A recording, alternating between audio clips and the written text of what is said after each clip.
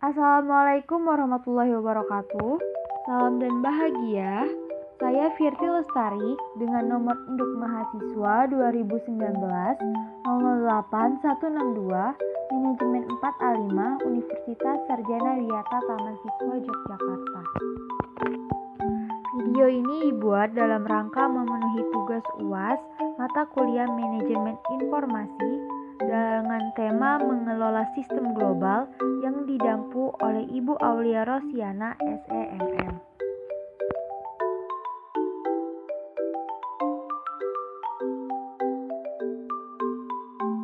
Dalam kesempatan kali ini, saya akan menjelaskan 3 pokok pembahasan yang terdiri dari yang pertama, portofolio sistem informasi internasional, kemudian tantangan dalam mengembangkan sistem internasional, dan yang terakhir, isu manajemen dalam mengembangkan sistem internasional.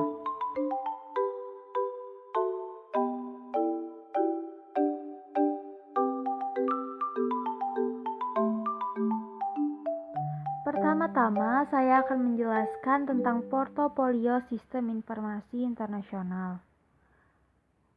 Sistem informasi internasional adalah sistem informasi yang berbasis komputer yang melintasi batas-batas negara di mana perusahaan multinasional dengan sistem tersebut bisa mengintegrasikan seluruh kegiatan perusahaan seperti penyusunan strategi, pelaksanaan operasi antara perusahaan induk dengan perusahaan cabangnya, bahkan yang di mana perusahaan cabangnya telah tersebar di berbagai negara lainnya.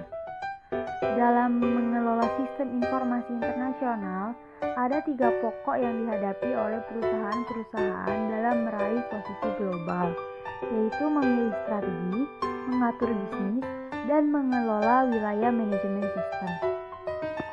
Tujuan dari sistem informasi secara umum adalah sebagai dasar agar perusahaan mengerti dan mengetahui sampai manakah kemajuan sebuah perusahaan mampu berjalan dalam bidang bisnisnya.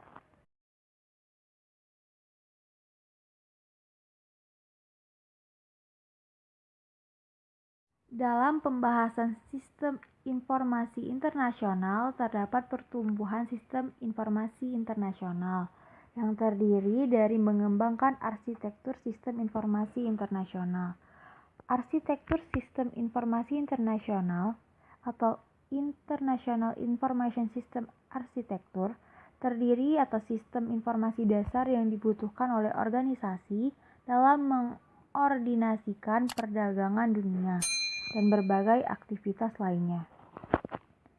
Strategi dasar yang perlu diikuti saat membuat sebuah sistem internasional adalah memahami lingkungan global di mana perusahaan beroperasi.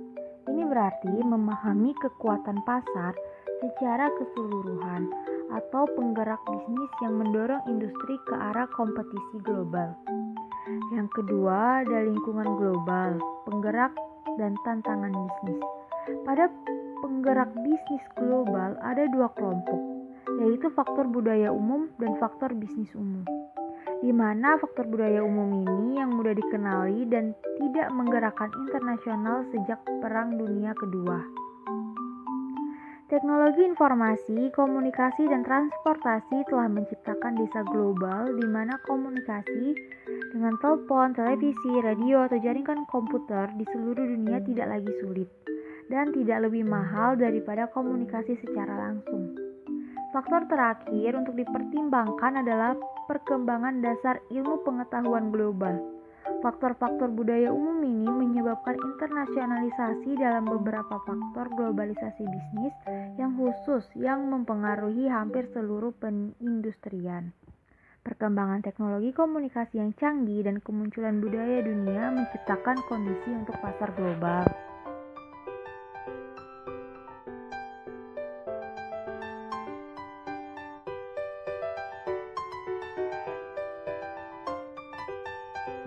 Dan yang terakhir adalah yang paling mutakhir.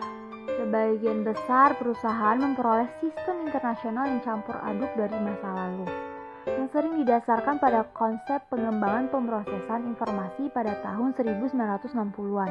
Ternyata timbul beberapa kesulitan yang signifikan dalam membuat arsitektur internasional yang tepat. Kesulitan tersebut antara lain dalam perencanaan sistem yang cocok untuk strategi global perusahaan, struktur organisasi dari banyak sistem dan unit bisnis, serta penyelesaian isu-isu yang terkait implementasi dan pemilihan platform teknis yang tepat.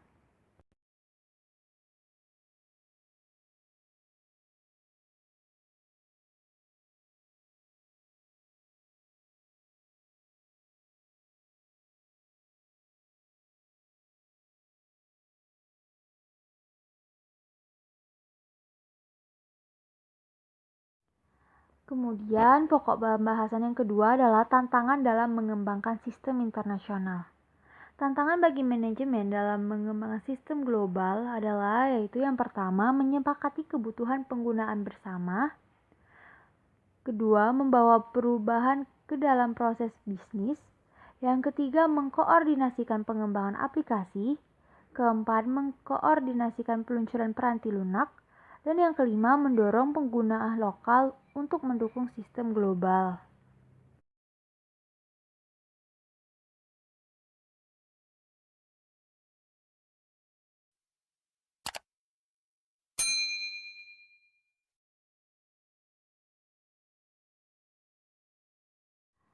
Dalam mengembangkan sistem informasi global, tentunya hal ini jauh lebih sulit dibanding hanya dalam ruang lingkup lokal.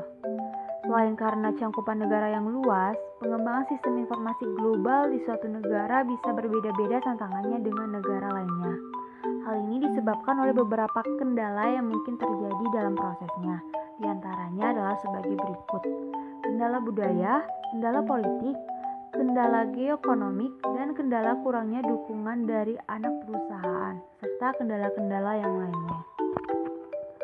Secara umum, tantangan bagi manajemen dalam mengembangkan sistem global adalah yaitu menyepakati kebutuhan penggunaan yang sama, memperkenalkan perubahan dalam proses bisnis, mengkoordinasi pengembangan dari aplikasi, mengkoordinasi pengangkat lunak, dan mendorong para pengguna lokal untuk mendukung sistem global seperti yang telah disebutkan sebelumnya.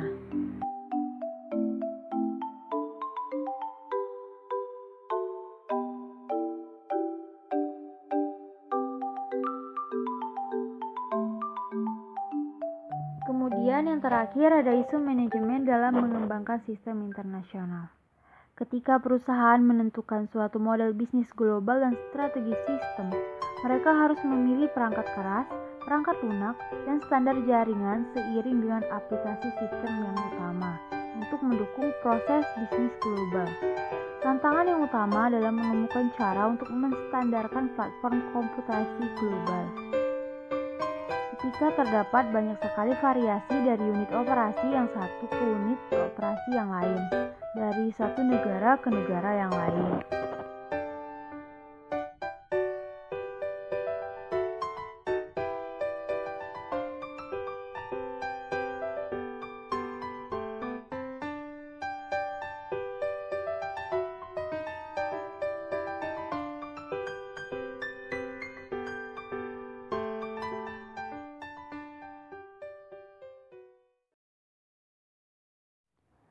Platform komputasi dan integrasi sistem.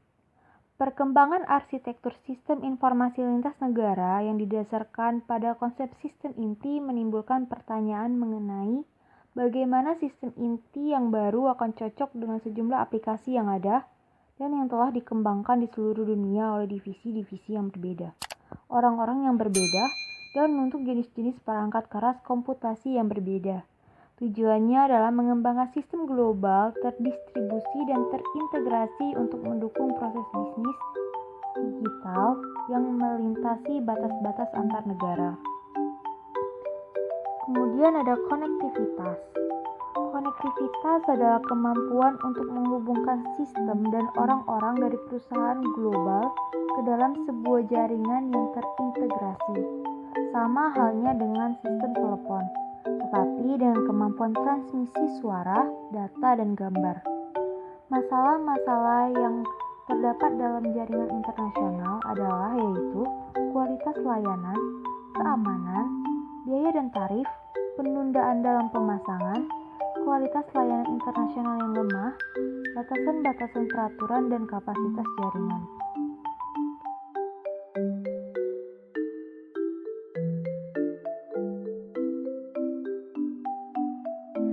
Dengan kata lain, sistem global yang terintegrasi sepenuhnya harus memiliki konektivitas atau kemampuan untuk menghubungkan sistem dan orang-orang dari perusahaan global ke dalam sebuah jaringan yang terintegrasi. Namun saat ini sering menimbulkan masalah jaringan internasional. Alternatif yang semakin lama semakin menarik adalah untuk menciptakan jaringan global berbasis internet dan teknologi internet. Perusahaan dapat menciptakan internet untuk berkomunikasi dengan mitra dalam bisnis dan extranet untuk berkomunikasi dengan cepat dengan mitra bisnis dalam rantai pasokannya. Kemudian yang ketiga ada penempatan perangkat lunak. Jika perangkat lunak yang baru akan diciptakan, tantangannya adalah membangun perangkat lunak yang dapat secara realistis digunakan oleh banyak unit-unit bisnis dari negara-negara yang berbeda, yang ditetapkan bahwa unit-unit bisnis terbiasa dengan proses bisnis mereka yang unik dan definisi dari data.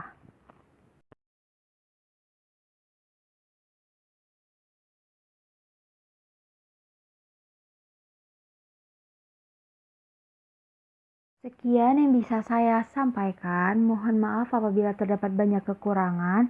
Terima kasih. Salam.